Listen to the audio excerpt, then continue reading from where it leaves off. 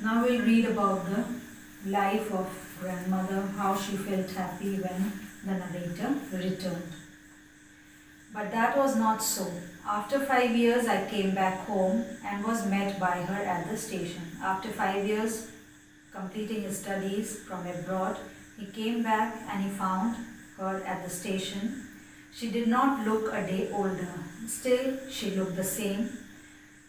She still had no time for words, and while she clasped me in her arms, I could hear her reciting prayers.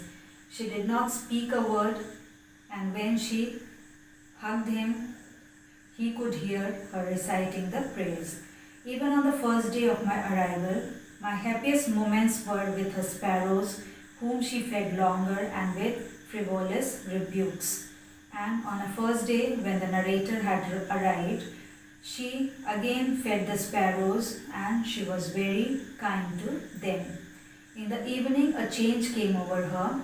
She did not pray. She collected the women of neighborhood, got an old drum and started to sing. And in the evening time, she stopped praying. She called all the neighborhood women. She took an old drum, she started beating it and singing loudly. For several hours, she thumbed the sagging skin of the dilapidated drum and sang for the homecoming of warriors. And she continuously beat the drum and sang the homecoming of the warriors. We had to persuade her to stop to avoid overstraining, and the family members, they told her to stop overstraining. That was the first time since I had known her that she did not pray. And in his life, for the first time he saw that the grandmother was not at all praying. The next morning she was taken ill, and the next day in the morning time she fell ill. It was a mild fever, and the doctor told us that it would go. It was simple fever, and the doctor said that she'll be all right. But my grandmother thought differently. But to grandmother, she was thinking something else. She told the people that her end was near. She said that since only a few hours before the close of the last chapter of her life, she had omitted to pray. And she told the people in the house that her chapter is closing, her life is going to end.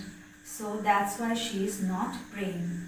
She was not going to waste any more time talking to us. And then she said to them that now she is not going to talk to anyone. We protested, but she ignored our protest.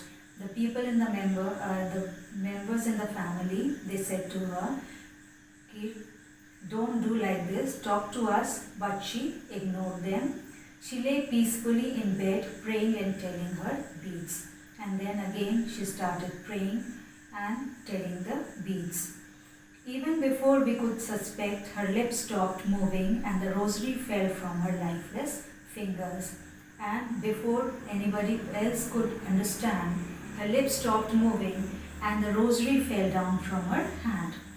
A peaceful pallor spread on her face and we knew that she was dead. And then she passed off. We lifted her off the bed and, as is customary, laid her on the ground and covered her with a red shroud. And then, as a custom, they lifted her from the bed and laid down her on the ground and covered her with a red cover. After a few hours of mourning, we left her alone to make arrangements for her funeral.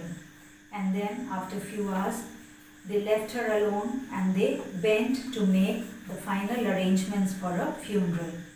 In the evening, when the people went to her room with the stretcher to take her to be cremated, the sun was setting and had lit her room and veranda with a blaze of golden light. The setting sun shone in her room and it was looking golden in color. We stopped halfway in the courtyard, all over the veranda and in her room, right up to where she lay, dead and stiff wrapped in red shroud.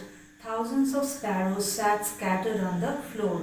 And then these people, the family members and the other people, they stopped in the courtyard and they saw that the veranda and her room was covered by the sparrows They were sitting on the floor.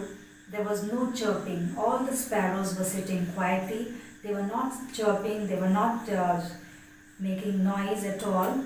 We felt sorry for the birds, and my mother fetched some bread for them. And the people, they felt very sorry for the birds. Mother went in, she brought bread for them.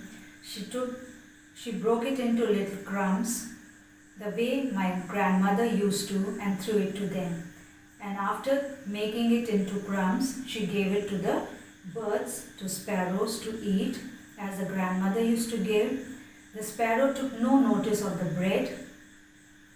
When we carried my grandmother's coughs off, they flew away quietly.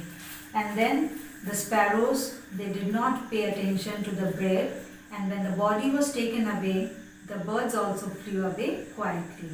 Next morning, the sweeper set the breadcrumbs into the dustbin, and next morning the sweeper came and she swept the breadcrumbs and threw it in the dustbin. So children, this is the lesson, and I hope you all have understood, and you reread it again and then let me know whether you did not understand or not, and quote the places where you want to understand more. Then I'll explain you day after tomorrow. Okay, thank you.